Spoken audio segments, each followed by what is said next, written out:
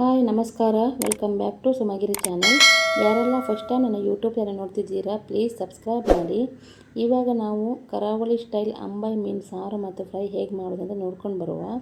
ಇದಕ್ಕೆ ಬೇಕಾಗಿರುವ ಇಂಗ್ರೀಡಿಯೆಂಟ್ಸು 12ರಿಂದ 14 ಬ್ಯಾಡಗಿ ಮೆಣಸು, 4 ಚಮಚ ಕೊತ್ತಂಬರಿ, 2 ಚಮಚ ಕಾಳು ಮೆಣಸು.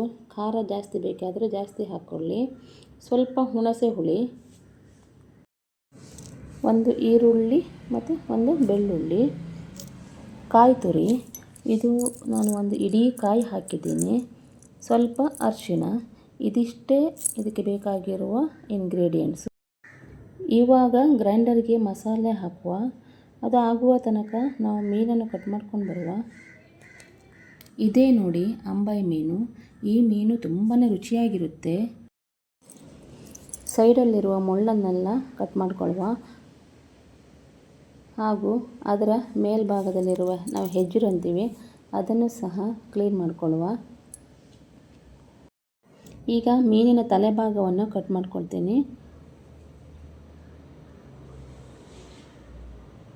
ಹಾಗೆ ಇದನ್ನು ಚೆನ್ನಾಗಿ ಕ್ಲೀನ್ ಮಾಡಿಕೊಳ್ಬೇಕು. ನಾನು ಇಂಟ್ರೊಡಕ್ಷನ್ ವಿಡಿಯೋ ಹಾಕಿದಾಗ ನೀವೆಲ್ಲರೂ ತುಂಬಾ ಸಪೋರ್ಟ್ ಮಾಡಿದ್ರಿ. Thank you so much. ಇದೇ ಥರ ಸಪೋರ್ಟ್ ಮಾಡ್ತಾನೇ ಇರಿ.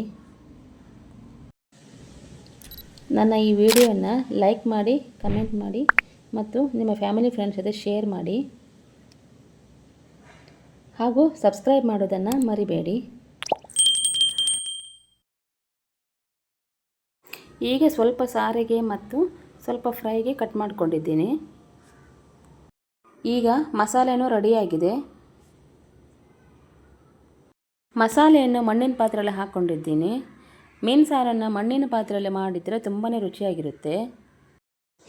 ಈಗ ಇದಕ್ಕೆ ಕಟ್ ಮಾಡಿಕೊಂಡಿರುವ ಈರುಳ್ಳಿ, ಹಸಿಮೆಣಸು ಮತ್ತು ಶುಂಠಿಯನ್ನು ಹಾಕ್ತಿದ್ದೀನಿ. ಮಸಾಲೆ ಕುದಿ ಬರುವ ತನಕ ಫ್ರೈ ಮಾಡಲಿಕ್ಕೆ ಕಟ್ ಮಾಡಿ ಇಟ್ಟಂತಹ ಮೀನಿಗೆ ಫ್ರೈ ಮಸಾಲೆ ಹಚ್ತಾ ಇದ್ದೀನಿ. ಇದು ಮನೆಯಲ್ಲೇ ಮಾಡಿದ ಫ್ರೈ ಮಸಾಲೆ.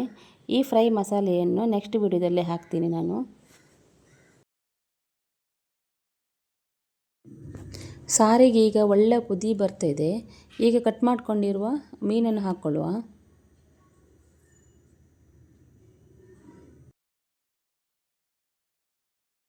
ಈಗ ಒಂದು ಒಳ್ಳೆ ಕುದಿ ಬರ್ತಾ ಇದೆ. ಇವಾಗ ಇದನ್ನು ಸಣ್ಣ ಉರಿಯಲ್ಲಿ ಇಟ್ಟು ಬೇಯಿಸ್ಕೊಳ್ಬೇಕು.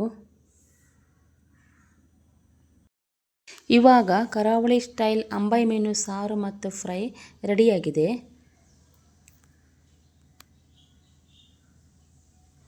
ಪ್ಲೀಸ್ ನನ್ನ ಚಾನಲನ್ನು ಸಬ್ಸ್ಕ್ರೈಬ್ ಮಾಡಿ ಹಾಗೂ ಪಕ್ಕದಲ್ಲಿರುವ ಬೆಲ್ ಬಟನನ್ನು ಒತ್ತಿ. ಇದರಿಂದ ನಾನು ಯಾವುದೇ ವಿಡಿಯೋ ಹಾಕಿದರೂ ನಿಮಗೆ ನೋಟಿಫಿಕೇಷನ್ ಬರುತ್ತೆ.